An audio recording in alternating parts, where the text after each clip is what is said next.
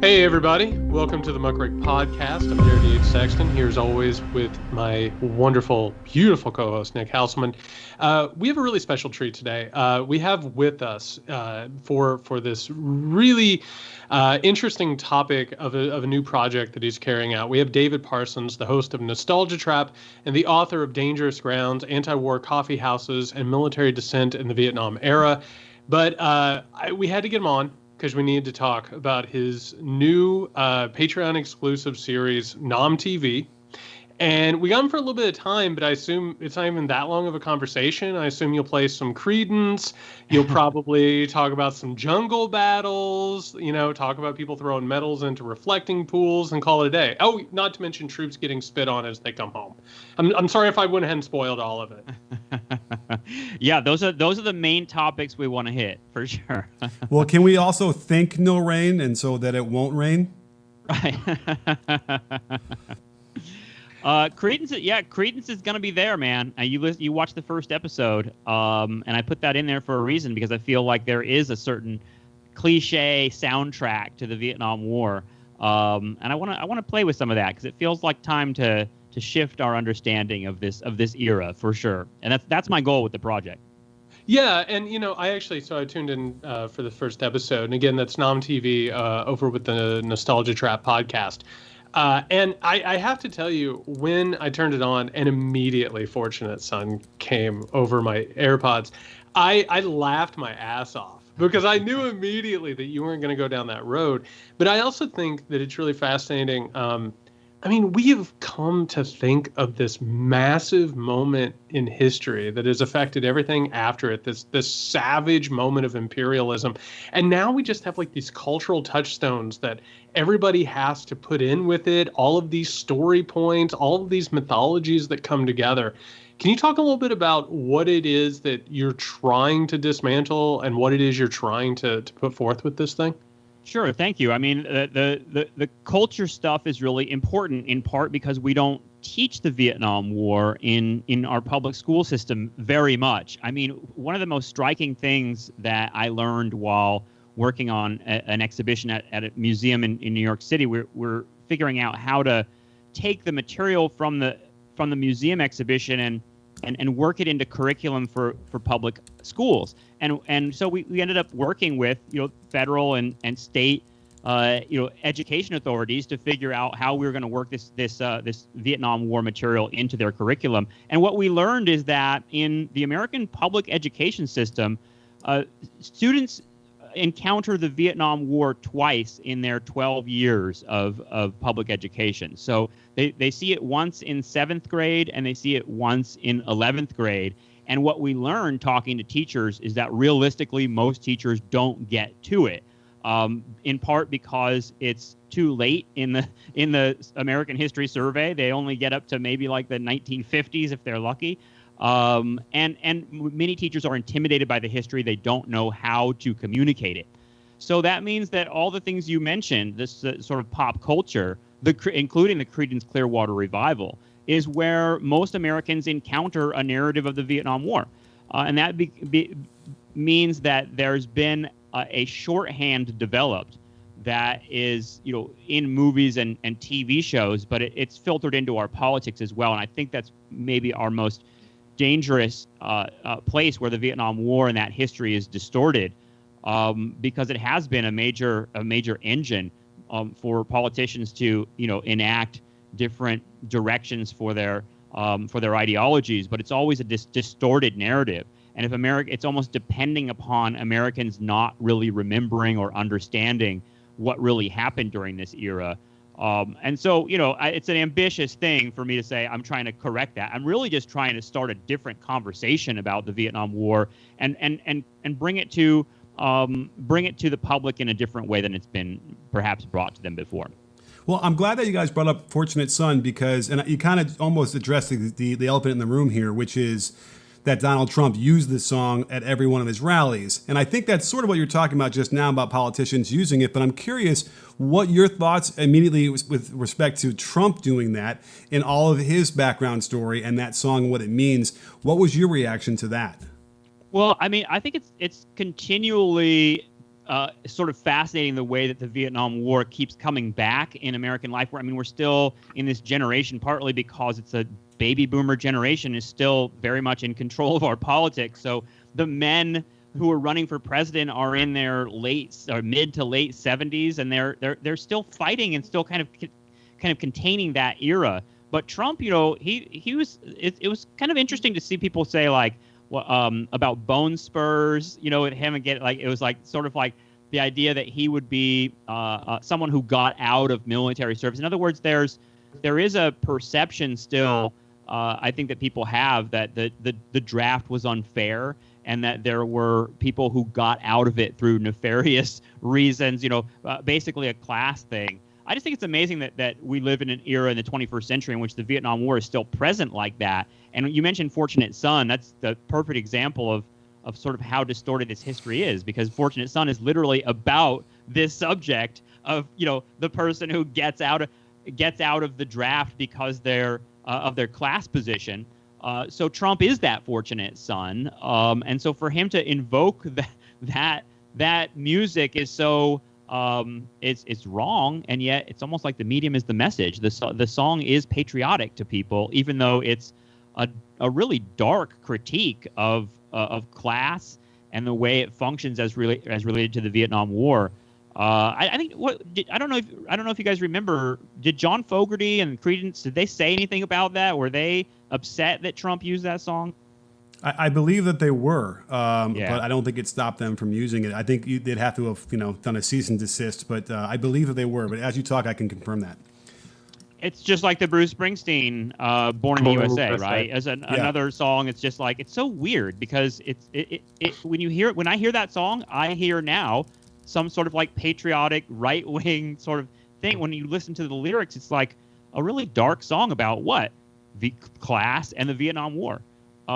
So the fact that those two songs are maybe the most popular sort of versions of what I'm talking about, but it's everywhere in terms of how this war is perceived. I mean, but it's like homophobes who love Queen, right? In the same kind of weird irony in some way. Well, and I think that there's like one of those contradictions, right? And before we start actually sort of dismantling the lens, like, for a second, with the American sort of story. And I think it's really interesting what you said about how we don't teach it. We don't really scrutinize it. We have this, it's actually been reduced down from everything from a few scenes in a jungle with some battling, or at home, you see like the family unit being torn apart as junior or little sister then like goes off to become a hippie. And then meanwhile, you have an entire generation that weirdly enough has started to see itself through the lenses of the characterizations of popular culture, Vietnam. You have a liberal class that still thinks of itself as hippie counterculture people, even as they became yuppies and moved further right. You of course have Ronald Reagan, who built his entire political legacy on refashioning the Vietnam War with a conspiracy theory that we were kept from winning, right? And if only we would have been allowed to win, we could win. What is it that has about this war and around it and about this time period?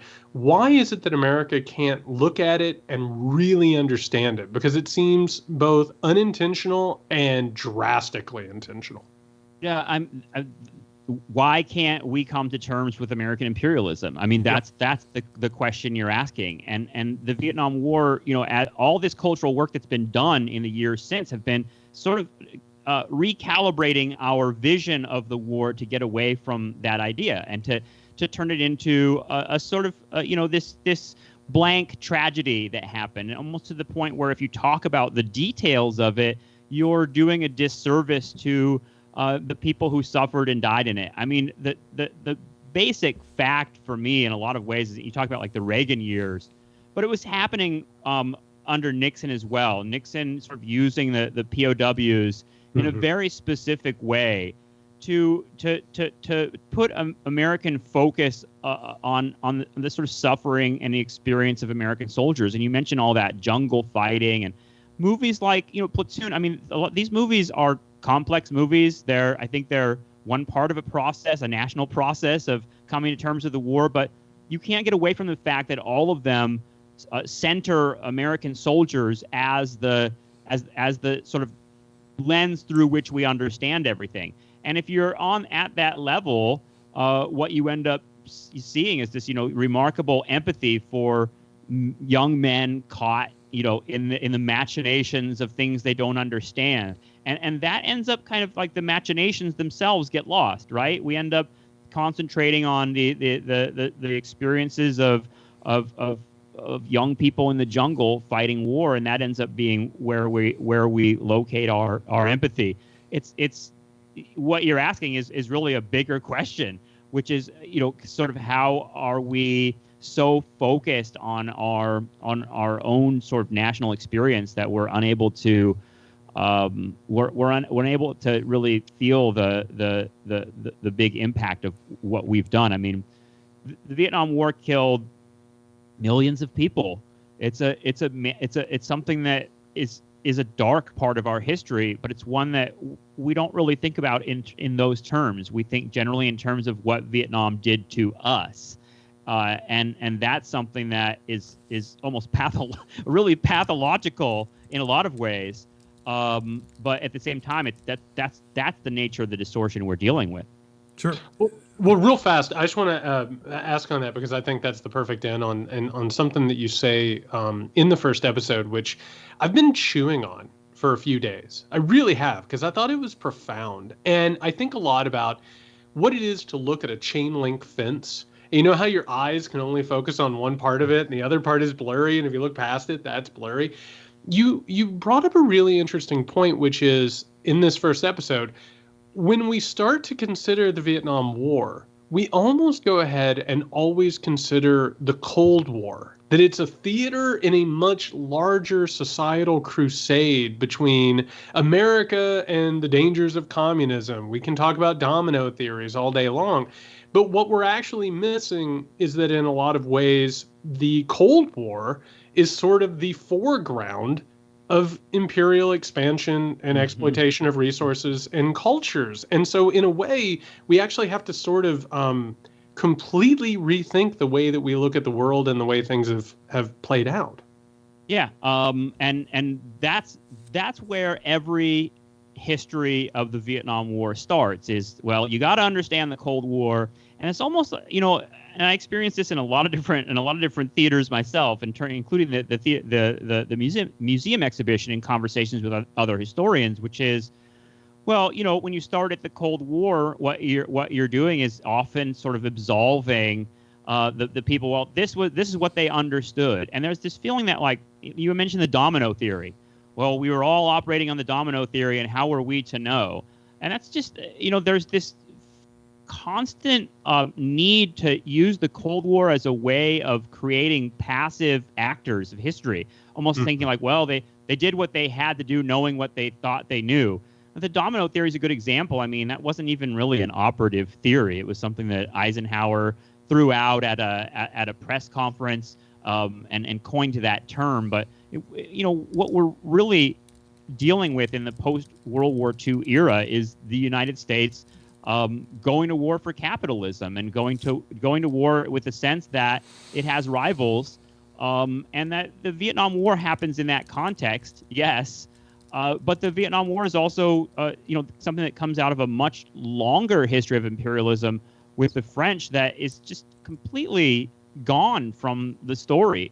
And that's why, my second episode, which I'm putting out this week, is about Ho Chi Minh, in part because I just want to use the life of Ho Chi Minh, who's born in 1890, to talk about this longer history and to talk about this story of a nation, Vietnam, that's been struggling for independence from foreign domination for centuries at this point, and Ho Chi Minh entering into that story. By the time we get to the United States entering into the story in 1945, it's been decades and decades and decades of fighting between imperialists and liberation forces in Vietnam. So to say like the Cold War is the context just kind of erases that history and only gets to the part where the United States can sort of say, well, we were fighting communists, and that really erases the story of what was happening in Vietnam. Even when you get to, I'll just say this one last thing, even when you get to Ho Chi Minh, the question of whether or not, what he was doing with communism is a big question, because he was a nationalist who wanted independence for his country. He wanted to work with America. Uncle Ho. Yeah. I mean, in 1945, just this brief fact, on September 2nd, 1945, after the United States defeats Japan by dropping atomic bombs on 2 cities, it's September 2nd, 1945 is when Ho Chi Minh and his group, the Viet Minh, declare Vietnam independent from French and Japanese colonial authority. And they do so by reading a Declaration of Independence. And Ho Chi Minh reads a Declaration of Independence that begins, we hold these truths to be self-evident, that all men are created equal. I mean, he literally quotes Thomas Jefferson. It sounds exactly like the U.S. Declaration of Independence. But it's also, being proofread by American agents of the Office of Strategic Services, who are kind of the precursor to the CIA. They're working with Ho. They support his independence movement in part as a fulcrum against the Japanese. But the American intervention in Vietnam is a really complex one, and it isn't just about communism and capitalism. It is about power. Getting into those details and trying to tell that story is what I'm trying to do. Wow. There's so many things I want to try and touch upon. At least see if I can figure out which to first to talk about. First of all, John Fogerty did send cease and desist letters. Nice. And in our normal society, he just ignored them, like we keep seeing all over the place. Just ignore the laws. Doesn't seem to matter. So that was one thing. So he was upset. Do not underestimate John Fogerty's ability to say no and to assert himself in an argument. That's good old John. And he's a litigious guy, as I understand as well. Yeah. But it didn't seem to have an effect. They still play the song. It really is fascinating how many parallels we have in today's society to what the mistakes we've been making for the last 60, 70, 80 years. Domino theory might as well be replaced with a trickle-down economic theory. All these things that are just made up on the back of a napkin and sound good and kill people, right? And the 1619 Project, the resistance to that is directly related to what you've been talking about now as we educate our high schoolers or our students about the Vietnam War, which is kind of crazy to me. That there is such a resistance to that. I wonder, though, having been around, younger people now who are in college today, if there is a more receptive audience to, presenting this country in a more realistic way versus the 70 and 80-year-old heads who keep railing against this. Is it more reception to that now?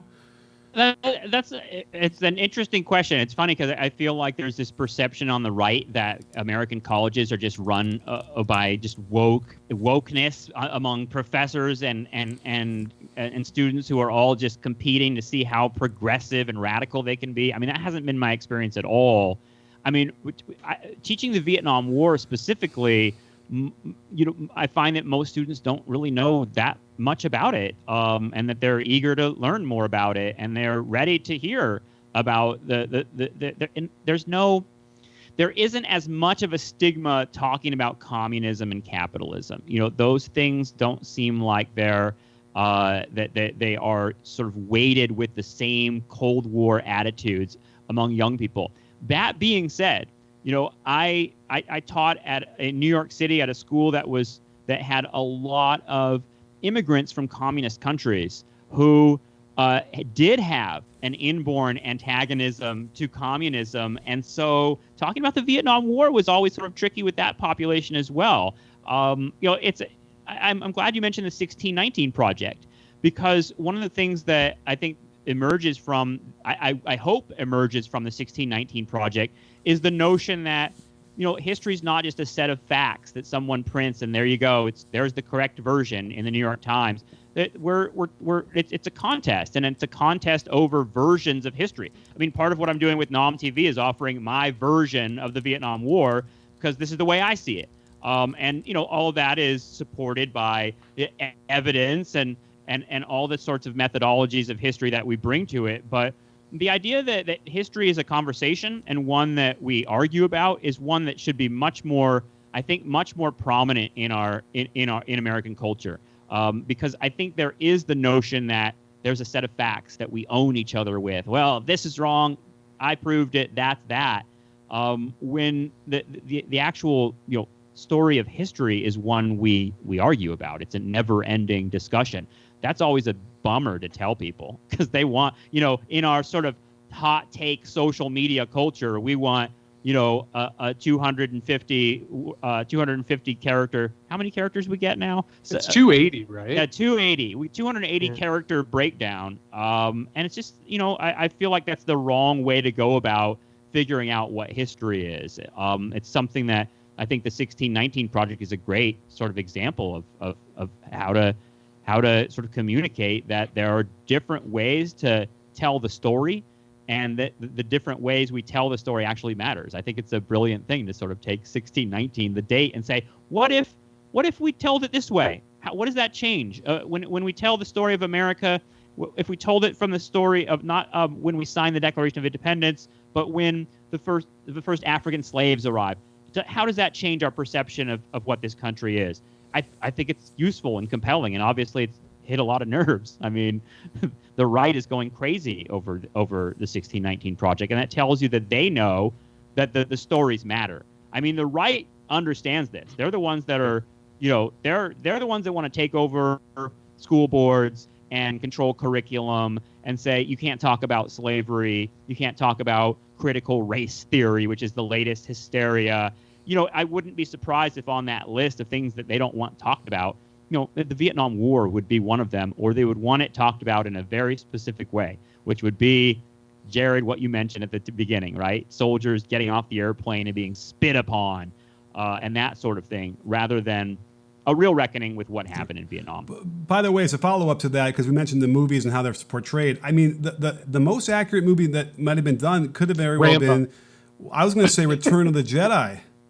Because the Ewoks are the VC, and we're cheering for them, and they're going up against this evil empire, and they have to be in the woods, and they have to have ingenuity, right? Like, in my mind, I don't know if George Lucas meant to do that, but that always spoke to me. Absolutely did. He did? All right, good. I think so. And there's a book I have in my shelf back here, Tom Engelhardt. I think it's called the End of Victory Culture. But he does an analysis of Star Wars and Vietnam with even Yoda as a Ho Chi Minh like character. Those films are definitely doing cultural work for sure. And even our concept of empire, where the empire becomes the bad guys in the movie, and the plucky Americans are the ones fighting empire. It's really fascinating how that reversal happens. Well, and not only that, but the Empire is stocked with British characters. Right. Because that's what the British do. That's not what we do. And I think what you were talking about in terms of history is really fascinating, because you're not, like, people aren't pushing for history. They're pushing for orthodoxy. They're pushing for the mythology that helps whatever project. And I think Vietnam is like a really hard thing for them to reckon with, because there's multiple things that they, like, incoherencies and contradictions that they have to work with, right? Because we're supposedly the most powerful nation in the world. How did we not break an insurrection, right, in around the world? On top of that, how were we obviously capable of doing some of these awful atrocities? Because even a cursory glance at Vietnam, you have to understand that there are atrocities. There are these things that we committed. And so as a result, you're exactly right. Any actual glance at this thing has to be shut down. It has to be shouted down. You have to make sure that nobody talks about it in curriculums, because the moment that you actually start talking about this, you have to start talking about white supremacy. You have to start talking about capitalism. You have to start talking about the fact that the hegemonic military project that we're still engaging in. And we were talking about this before we started recording. I don't know if you've had a chance to see this, David, but our good friend Daniel Ellsberg has just resurfaced again. And of course, this is the person who released the Pentagon reports, and which showed that the United States had lied consistently about its operations in Vietnam. It knew it wasn't winning, that it completely, muddied the waters about this stuff. Now we're talking about the fact in the 1950s, they were more than ready to kill millions of people in China and Russia. And, we all know how many democratic leaders and governments have been overthrown by this country. We want to believe this was like a blotch. This was like an aberration, right, that we need to work with. But I think it's the orthodoxy of it that has to be dealt with. It has to be reinforced, or else this entire thing starts falling apart. Yeah, and what is the orthodoxy, right? I mean, the orthodoxy is a conservative narrative of the Vietnam War, and that's what's become the standard narrative. I mean, to me, the idea that I have students in my class who are 18 years old saying, no, that spitting thing really happened. Family members of mine told me personally. I mean, everyone's, in other words, like there's been implanted memories, but that orthodoxy really benefits Vietnam. Really, that narrative of the Vietnam War really benefits conservatives because, who are the bad guys? The bad guys are, liberal politicians who didn't have the balls to really use the unleash the American military. Who are the bad guys? The media. The media who told the wrong story and made America look bad. Who are the bad guys? Feminists and civil rights activists and anti-war protesters and what we might call SJWs today. I mean, the narrative that they've constructed of the Vietnam War that's been repeated in pop culture and everywhere else is one that very much benefits a conservative point of view, and that's kind of incredible. But that's what we're left with is the Vietnam War is almost owned by conservatives. Liberals don't really have a way of talking about it except sort of lamenting the tragedy. I think that the liberal view on Vietnam is the wall, the memorial wall, which is sort of let's sort of remember our soldiers, and that's about as far as we've gone with liberals. I mean, if you remember John Kerry running for president in 2004, and showing up and look at what it was, another attack from the right on his service in Vietnam, which was incredible, and they won that. They won that rhetorical battle. So yeah, it's an orthodoxy that definitely benefits the right, as far as I'm concerned. Well, I would go ahead and add to that just really quickly, and I'm so glad you brought up John Kerry because I think he is a really good pivot point on that, which is, I think that the liberal orthodoxy about Vietnam is that they did their part to end the war through the counterculture and through the anti-war demonstrations. And yes, it definitely played a role and it definitely turned the tide in terms of like public perception. But there's also another part to it, which is that the counterculture and the anti-war culture, it got bought up. It got turned into consumerist culture. And then you have somebody like a John Kerry, who of course comes back and starts to show, this sort of remorse or reconsideration of Vietnam, but ends up becoming a politician who is right there with everybody else talking about wars, talking about American hegemony, but we need to take out the evil part of it, the technocratic part of it, but the project still continues. So it's sort of you're right, the conservative orthodoxy seems like we were thwarted from using our power. And the liberal orthodoxy seems to be, we did what we could and we ended it, and that was our generation's sort of moral victory, I guess. Yeah. We recognized the mistake, and that's the word that liberals have settled on with Vietnam, is that it was a mistake, and something that got sort of America got dragged into. I just watched the opening of the Ken Burns documentary as America got sucked into the miasma of Vietnam. There's always this sense that we're this unwilling figure that's drawn into this dark jungle by whatever force is over there. It's again there's a running away from agency in the story. It's always that Vietnam happened to us rather than Vietnam as the logical outgrowth of a settler country and one that had risen to become the most powerful military empire in the world. That's the story, but that's not the one we remember. And I need to comment on the fact that it was fascinating that the John Kerry Swift boat thing would be successful, and W gets to end Dan Rather's career early because of his record, which was so worse than anything imaginable. And in my memory would serve, in 2004, there was still a stigma attached to somebody who would have dodged the draft or dodged his military duty, kind of. That must have been the moment where it paved the way for Trump to be able to just sort of shrug and say bone spurs versus it being a real negative on his campaign. But I do want to ask this because it's, in my conspiracy-addled brain that I have about all these things and JFK assassination, It's interesting because obviously he was going to pull us out of Vietnam. It seems compelling, that information, if you want to believe those things. And so when you were talking about how we got dragged in, it kind of feels like it was LBJ deciding I want to enrich the industrial war complex and just get into it on our own volition. But here's the thing they don't teach in high school and in college when you study these things, which I thought was frustrating now, knowing what I uncovered, I suppose, is that the Gulf of Tonkin incident, and I thought maybe let's get into something very specific about this in terms of the, instead of the overall general feeling, is, you're taught that, there were these, an attack on a ship in the Gulf of Tonkin, and that was the predicate for war. We had to go to war just like we had, what WMD evidence in Iraq and all these different things. How compelling is that evidence to you that it turns out that was probably all faked?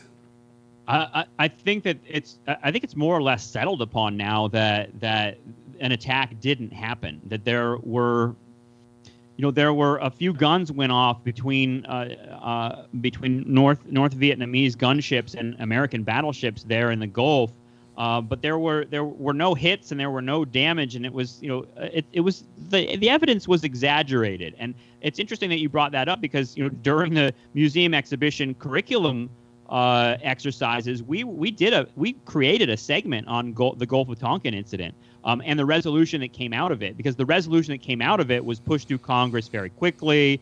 It was it had very little in terms of any types of limits on American power or strategy. It just said that Lyndon Johnson had the power to send troops and wage war in Vietnam.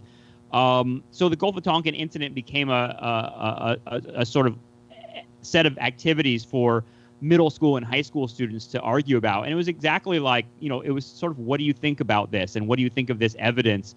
And to me, it's very close to thinking about WMDs and the war in Iraq, the idea that there's always sort of like this feeling that we might be being lied to or manipulated by this evidence. Either way, by the time the American public is informed of the Gulf of Tonkin incident in 1964, this is really the moment that Americans are hearing about Vietnam for the first time, which is incredible because the United States has been at this point meddling heavily in Vietnamese affairs for a very long time. But it's the Gulf of Tonkin incident that actually allows Johnson to sort of take the curtain over the policy and unveil it to the American people. I don't believe anything happened in the Gulf of Tonkin. I think that it's pretty clear that they drummed that evidence up to create a justification for war. Yeah. Well, I would be remiss if I didn't ask you about this. You, I think, over on Nostalgia Trap, have been one of the leading voices to talk about the problems within the academy, whether or not it's funding, whether or not it's employment, the alienation of it. I don't know if you've been paying attention to this, but there is a little bit of a rising voice of people who are coming out, and they're like, I know everyone thinks that the academy is completely liberal, leftist, radical, revolutionary, when in fact it's been more or less co-opted by the wealthy and the powerful and the right wing, which has completely reduced it into a for-profit structure, but also, like you were saying, has been turned into a political battleground where now all of a sudden, like, you're not even allowed to talk about race, you're not allowed to talk about privilege, you're not allowed to actually talk about real history. And I think it's really wonderful that you're doing this non-TV project. But let's also talk about the fact that you're doing this as a public intellectual historian through a podcast. Can you talk about what it is to have to go through these sort of avenues and what it is to actually try and talk about history in this environment that we're in? Yeah, the gig academy is what you're talking about, and we had an episode last year about that notion that in the wider working economy, Americans are cobbling together a living from several different jobs, right? And that's also true in academia as the system of tenured full-time jobs for professors sort of falls apart. There you have this situation where hundreds of people applying for single jobs it gets to the point where there are so many indignities associated with pursuing that career that I don't really have any illusions about getting a full-time job. I'm not going to get a full-time tenure track job. I mean, they don't exist, first of all, and when they do, they're not for people like me who are now almost a decade out of my PhD. So, it's finding alternative places to teach, and they're becoming smaller and smaller, and that's part of why I'm doing Nom TV, is sort of a place where I can share history, because the reality is a lot of the teaching that I do now is not history. I haven't taught a class on the Vietnam War since 2016, I would say, just by virtue of the fact that history departments aren't offering classes on the Vietnam War, and the history departments are getting smaller and smaller and smaller, which is part of a larger problem within the discipline of history and the humanities in general. So, the things you're talking about, I would call the neoliberalization of the university, in which the university becomes a place just like any other job. And that means that I'm sort of this journeyman that works at a million different schools. It's weird, because at one point I'm like, well, this sucks because I don't have a full-time position. I never know how many, classes I'm going to be teaching, if at all. But then the other part of me is like, what if I didn't have any classes? Because that's often threatened as well. Just today, I just found out, just before we got on the phone, I just found out I won't be teaching a podcast course in the fall because the school has cut it out of the budget. So that means I'm out whatever amount of money I was going to get paid for that class. But also it means I wonder like when that stuff comes back. But because the story of austerity seems to be like taking more and rarely ever building back. There seems to be like the thinner it gets, the thinner it's going to be. Well, and it seems just to put a bow on that and to bring it back to the conversation about what you're doing with Nom TV, I think it's really important for people who aren't in the academy to understand that the way that it is shifted, particularly as it's been co-opted by right-wing forces and also neoliberal forces, let's be honest, like one and the same, we've gotten to the point where people are being trained to be managers of the system, and the stuff that makes you question what the system is or the way that we've arrived at this point is being cut out. The things that lead, like for instance, the Vietnam War, one of the reasons that we don't look at it as much is because to actually consider, like you're doing, what it was, why it happened, and the ramifications, you have to actually consider who you are in the world and what it means to be an American and what America has been and what it's done. And that's not exactly what people are looking for anymore, right? It's more job training and getting pushed through. Yeah, and that what you're talking about is almost like specialized romantic experience that might be reserved only for people with a lot of money that are able to go to small liberal arts colleges and do that sort of romantic education. I mean, I think of that as a nostalgia trap as well, as a sort of like the sort of the university as this place where people are just sort of reading and thinking and talking. That experience has gone away. And you're right. I mean, it's turned into a place where you're sort of expected to think about everything in terms of its value as a job skill. And that's part of how history has tried to survive this. And I think it's been a mistake in a lot of ways. The idea that, well, we can pitch history classes as good for students that are trying to get jobs in finance, because it's going to teach them how to analyze and how to in other words, like our goal is not to be thinking critically about imperialism and the Vietnam War and coming to terms with our history. That's just a very romantic notion that's totally gone from the university now. It's sort of like how are these units going to be tradable on a job market? And you can really feel that from students. I mean, it's because I was teaching at a school for a long time in New York, Baruch College, that's a business-oriented school. My students that were in my history classes, they weren't the ones that were taken up by the romantic ideas, the ones that were taken up and compelled by the things I was talking about and thought, wow, I never knew this about the Vietnam War. I never knew this about the civil rights movement. And I want to learn more, and I want to major in history. But I asked my dad about it, and he said, no way, because a history major is going nowhere in terms of getting jobs. At least that's the perception. Whether the data bears that out is a totally separate conversation. But there is the perception that education is for jobs. That's why you get an education, and all this stuff about going to school. And I mean, look how you talk about like the stereotypes in pop culture, but the stereotype of like someone who studies philosophy or studies literature, you know, that's like shit upon in our culture. It's just like, that's like, you're not doing anything. You're not helping anybody. It's actually immensely privileged to go sit and read The Great Gatsby somewhere and think about what it means. That doesn't have any value to anybody. And so when we now have a university that's entirely geared towards producing marketable, skilled students into a job market, that romantic notion is gone. Well, and then suddenly you start questioning, how did we lose the Vietnam War and how could we win another Vietnam War? Right? Because then all of a sudden it becomes about applicability. Sure. Yeah.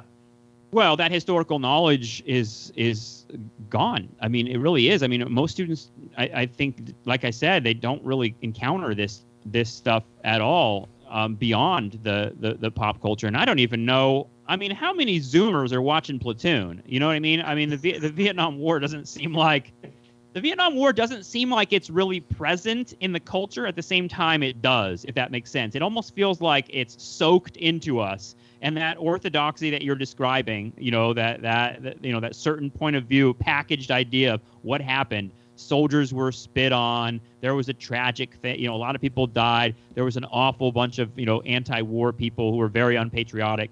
That story is just that. You say orthodoxy. It's more than that to me. It's just historical truth for most Americans. That's incredibly disturbing, because I feel like the same thing will happen with Iraq and everything else. Well, I wanted to ask your opinion of, you know, there is a romanticization of the counterculture and how they changed the world, and all of the rallies and all the marches had an effect.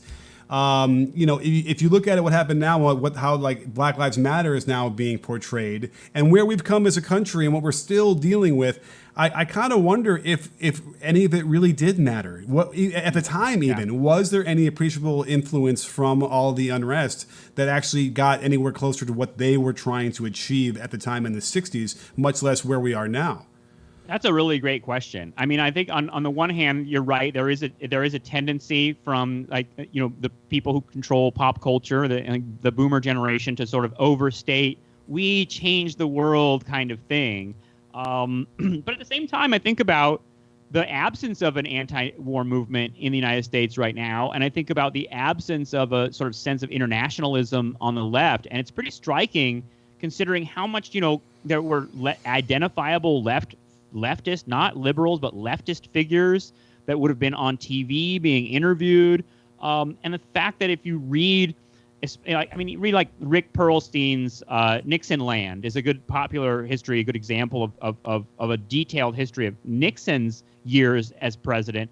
He was scared as shit about the anti-war movement and treated it as if it were a real constituency that he had to answer to. So on the one hand, I'm totally sympathetic to the conversation of like, what did you guys really do? You know, you stomped around and people were killed in Vietnam basically until the United States decided they were done with it and got out. And the anti-war movement had no impact. Part of me can see it that way, but part of me, like, especially comparing it to the absence of an anti-war movement today, it's sort of striking to see how much power was considering the fact that there were millions of people on the street.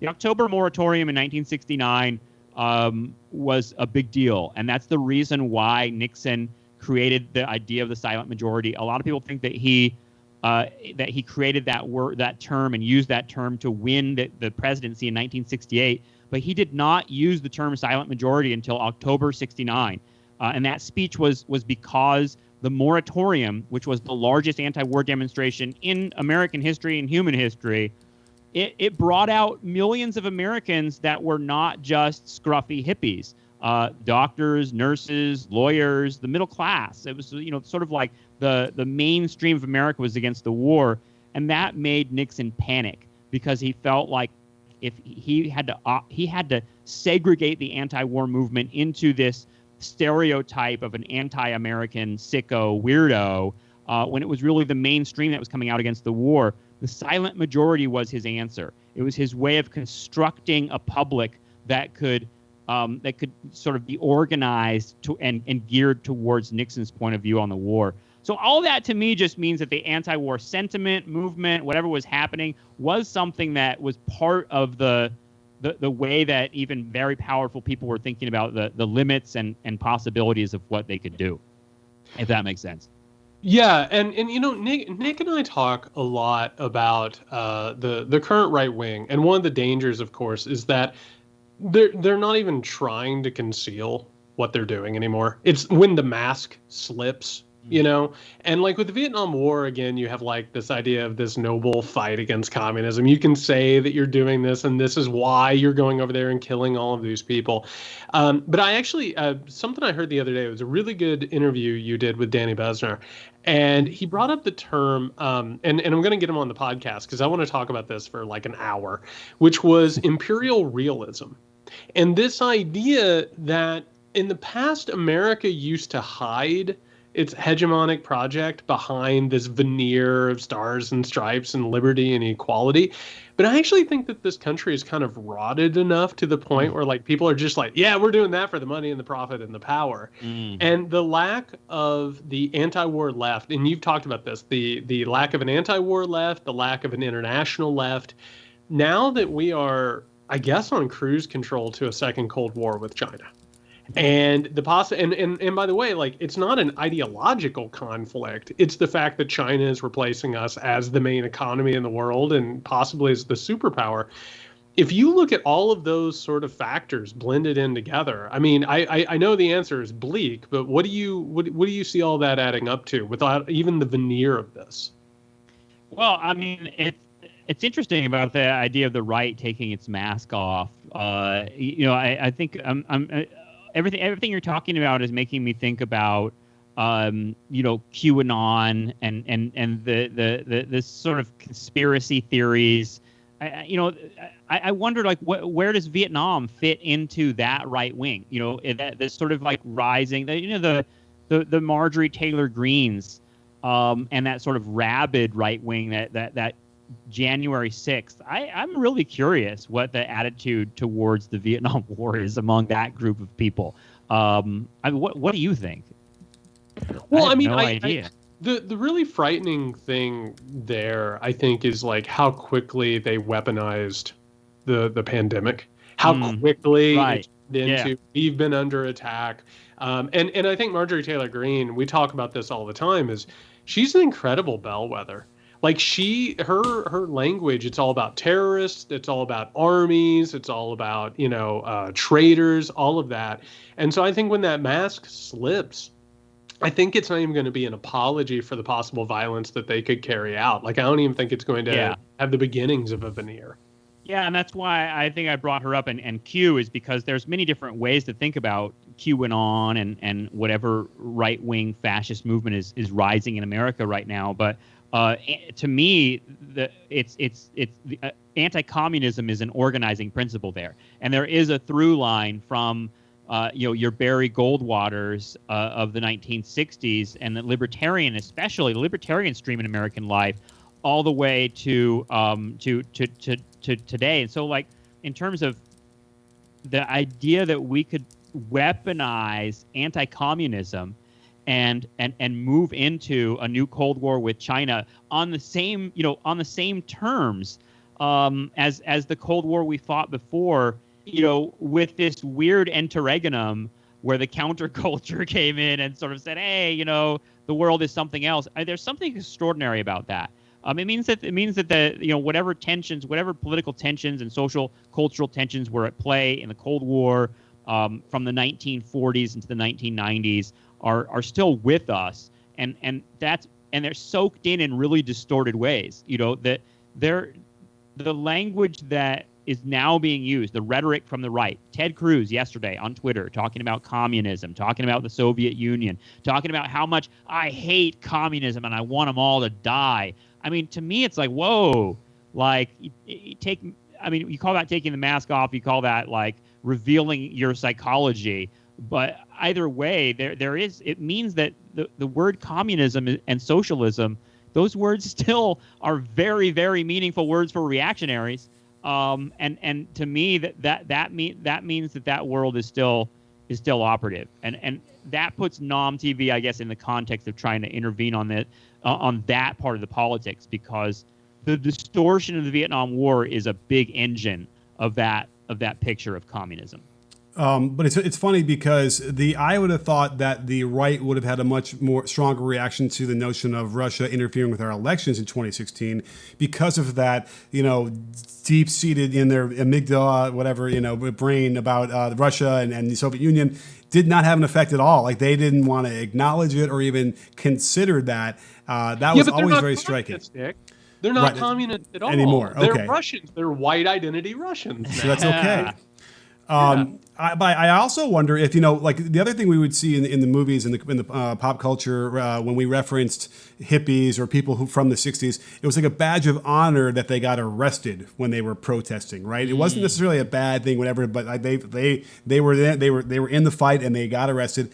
And I wonder if the January 6th insurrectionists we're tapping into that as well. We are just continuing this line of people from the 60s who were protesting, and we were just like, every day in front of the White House, right? I think that was almost every day for the entire 60s, or from 66 on, right? They had a protest in front of the White House. Right. So they were probably, I think that they were trying to channel that, and that was sort of what they thought they were doing. Yeah, I think the right has for a long time taken a lot of the tools of the left and the civil rights movement and the outrage and the demonstrations and the boycotts. I mean, it's interesting because they lament and they sort of actively hate the fact that there was such activism in the 60s. And yet the conservatives have had a lot of success because they've been activists, arguably much more success than the left in the last several decades, because they've become active. And you talk about like Marjorie Taylor Greene. I mean, she's sort of emblematic of the sort of white woman, active conservative figure who emerges in the 70s and 80s and have become, you look at like Sarah Palin and figures like that. There is an archetype of that suburban conservative woman who's gained a lot of power through being an activist. So when you talk about the Capitol being like, looking like some sort of Woodstock, 60s style demonstration, it is interesting because it did look like, I mean, you see the Q shaman. So part of you could be like, well, is this the 60s? Is this the counterculture? These look like hippies. And the counterculture having tentacles in the right wing is, I think, something we're coming to terms with as well, which is that the counterculture isn't necessarily something we should associate with the left.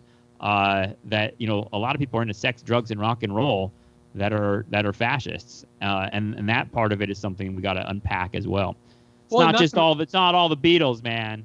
Well, and not to mention that a large swath of the counterculture then became Silicon Valley. Yeah. Creating not just internet spaces where people could go, but also then marketing to them, giving them their own realities, like untethered from everything that is real. And then on top of it, radicalizing them through algorithms and like continually feeding them whatever ideology that they wanted to look at and they wanted to buy.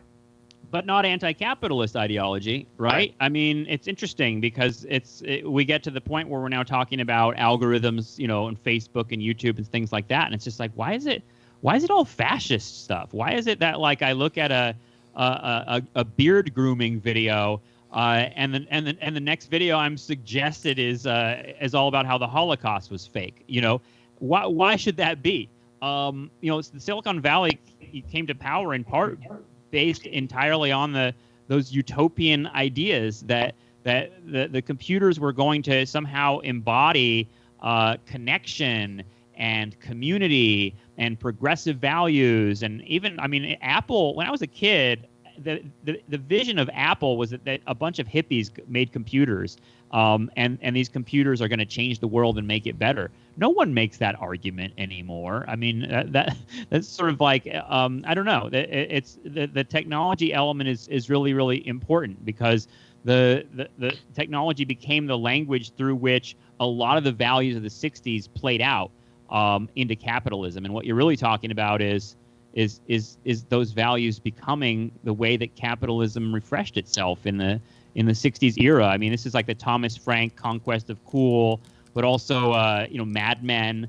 The counterculture gave capitalism a new language to sell its products and to develop a way of interacting with the public, but it certainly didn't bring left-wing values out. It seems like that those things aren't part of what Silicon Valley is about at all. I mean, it's capitalism. Yeah. And by the way, I have to point out that the brightest young men like McNamara, they would go from, the automobile companies and then figure out how many bombs it was needed to break a people's spirit. I mean, it's the same through line of the technocrats all the time. I think we need to face it. Capitalism turns everything into shit, right? That's what it does, and whatever That's version one of way shit. of putting it. Yeah. Now, I'm so glad you brought up McNamara, who was the defense secretary at the time, and was in charge of, a lot of the, the strategy, I would imagine, of the Vietnam War to some degree, along with our friends like Westmoreland. So I'm kind of curious, do you, just to take a little bit of a left turn, do you have a take on strategically and tactically why we ended up losing Vietnam? Oh, that's a great question. In fact, I was just reading a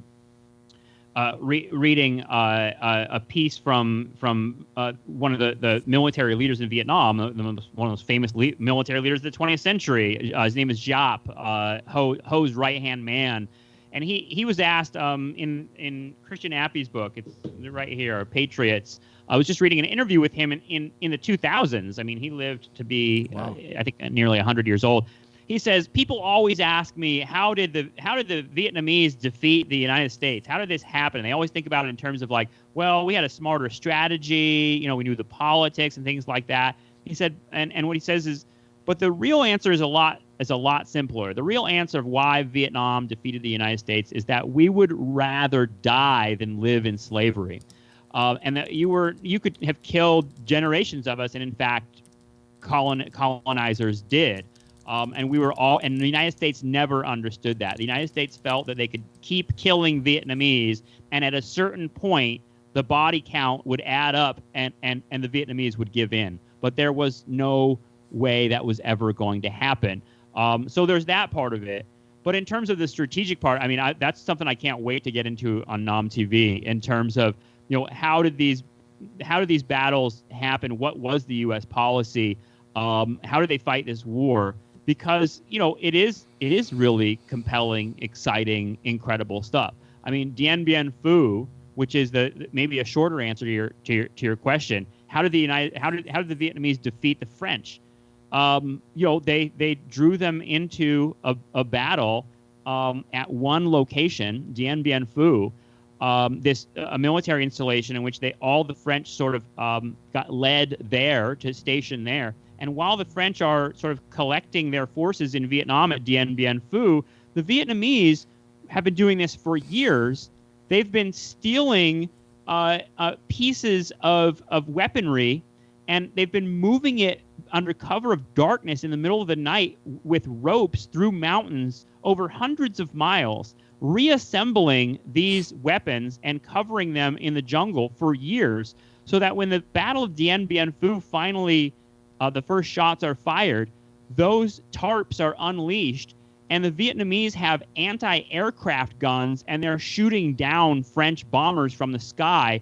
The French had no conception that these weapons existed, that this was their capabilities. The French commander committed suicide within the first 6 hours of the battle because of the massive failure that this was. But part of that failure has always been understood to be in part that failure was created by the assumptions of white supremacy, that Asian people would never be able to take down a massive Western imperial army, and they did so in a matter of days.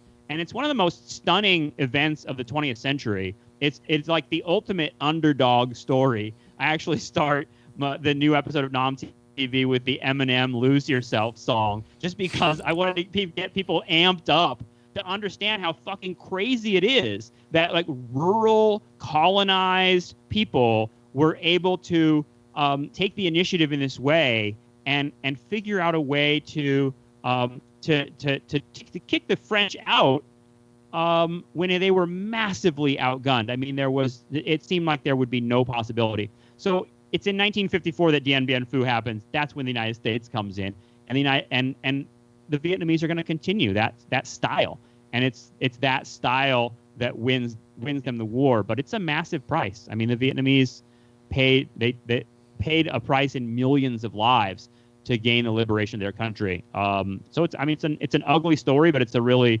intense one. And when you look at it from the Vietnamese side, you sort of get why it's so insane and so incredible. But like we always say, I mean, we're always looking at it from the American side, which is a very, very distorted and almost like impossible to understand story. All right, David Parsons, host of Nostalgia Trap, one of the best podcasts in the world, dare I say. Oh, thank you. And the host of the wonderful new series, Nom TV. How many episodes are we doing? What are we thinking? I'm going to do it all summer. I want to see where I can get. My goal is to sort of tell the outlines of the story and get through 1975, get through the whole story of American involvement of the war, and then maybe take a break and do another season at the end of the year. So you can expect at least 12 episodes of this first run. But like I said, I feel like there are infinite different sort of paths that we can go down. But I want to make sure that I get a clear narrative in the beginning. So that's what we're going to do this summer. Well, I, for one, am incredibly excited to have this to listen to all summer. And again, that is Nom TV with David Parsons of Nostalgia Trap. David, where can the good people find you? NostalgiaTrap.com. Pretty easy. There you go. All right. Thank you so much for your time and for the work, man. Thanks, man. I appreciate it. All right, everybody, that was our exclusive interview with David Parsons of Nostalgia Trap and now Nom TV. Nick, I don't know about you, but I find it really fascinating to start with Vietnam and be able to work your way out to the edges, understand American history, and really reconsider even modern politics because of this war that took place, 50 years ago now? Oh, you know what it's like? Remember the old switchboards where they had all the different plugs and you would have to connect? That's almost what I'm picturing because there's so many parallels. And we know what, we might have to do a special, 30-minute like what we did for Carter on that, on like the parallels between like Vietnam and the Gulf War, or Vietnam and now something, because we haven't learned. We're not learning any of these lessons. And for anybody to stand there credibly and tell us about trickle down economics when we know how bad the domino theory was, the fallacy of that, like it's just the fact that people are still credible in this day and age with that kind of shit, it just boggles my mind. For a moment when we were talking with David, I almost asked, like, what if we hadn't gone to Vietnam? But we were going to go to Vietnam. Like that's the honest to God truth. And listen, you love the JFK angle. You can say that there were extraordinary measures that got us in Vietnam. That's totally fine. But it is almost one of those things where it's like water going downhill. It was always going to happen because of how America is, how the capitalistic system works, how the American hegemonic project was taking place. We were always going to end up in this technocratic, neo-colonial place of pulling out this sort of violence. It was just really, really disgustingly inevitable. Right, and it's almost as if, we just didn't really know our true history. Yeah, it's right? Almost like that. It's almost like that, and almost like you're doomed to repeat it over and over again, no matter what, if you don't learn from it. Almost. It's almost like that. All right, everybody, that is going to be our show for the day. I really enjoyed it. I hope you did as well. We're going to come back again at the end of the week with our regular Weekender, which is our Patreon exclusive show. I've been seeing people listening to the preview. I assume you're enjoying it. You should join our Patreon over at patreon.com/muckrake podcast. Not only are you going to get access to the full Weekender episode, which, by the way, spoiler, I think our Weekenders are some of our best episodes. For sure. I mean, last time we argued about when you're supposed to take a shower, and it turns out this is something that people like to argue about. Oh, it sparked a Discord discussion for sure. It sparked a Discord discussion. You become part of the community where you can interact with other listeners. You get exclusive content. So yeah, we'll be back later this week with our regular Weekender episode that'll come out on Friday. In the meantime, if you need Nick, you can find me at Can You Hear Me SMH. You can find me at JY Sexton. Stay safe.